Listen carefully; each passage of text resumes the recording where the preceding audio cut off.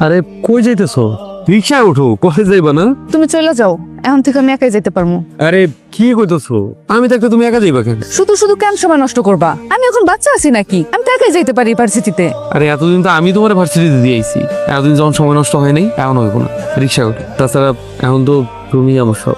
উঠো, আমি তোমার দিয়ে আসি। বললাম তো যাওয়া লাগবে না। সবসময় তোমার কথা আমার কেন শুনতে হইব? আমার কি নিজের ইচ্ছার কোনো দাম নাই নাকি? টাকা পয়সা দাও দেখে সবসময় তোমার মর্জি মতো চলতে হবে? আরে কি কইতাছো এইসব? আমি ঠিকই কইতাছি।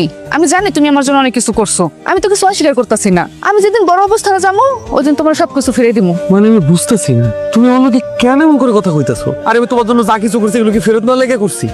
তুমি জানো আমি তোমারে ভালোবাসি। এইসব কথা হননের এখন আমার সময় নাই, আমার দেরি হয়ে যাইতেছে, আমি যাইতাছি। জুথি, জুথি,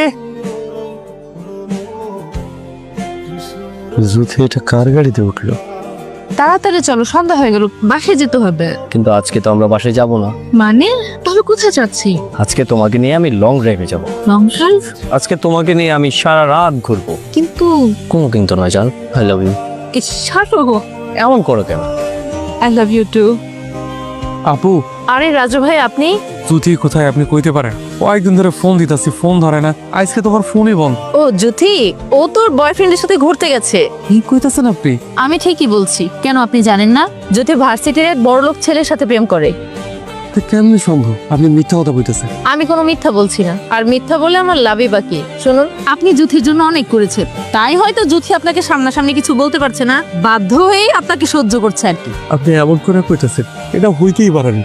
আমি তো সরি, জুথি আমারে ভালোবাসে। আমাকে ভালোবাসে তো মিথ্যা না। আজকালকার ভালোবাসা হয় যোগ্যতা আর টাকা পয়সা দেখে, যার কোনোটাই আপনার মধ্যে নেই। আপনার বিশ্বাস হচ্ছে না তো আপনার ফোনটা দিন, আপনার নাম্বারটা আমি রেখে দিলাম, সময় হলে আমি আপনাকে প্রমাণ দিয়ে দিব। তাহলে সকালে জ্যোতিকে যে গাড়িতে উঠতে দেখছি ওইটাই, তার মানে কি উনি সত্য কথা কইতাছে? এটা হইতে পারে না। আল্লাহ, আমার সাথে জানি আবার একই ঘটনা না ঘটে। আমি জ্যোতিকে পাগলের মতো ভালোবাসি, বিশ্বাস করে। আমার বিশ্বাস ভাঙলে আমার এই দুনিয়াতে বাইসা থাকা দায় হয়েছে।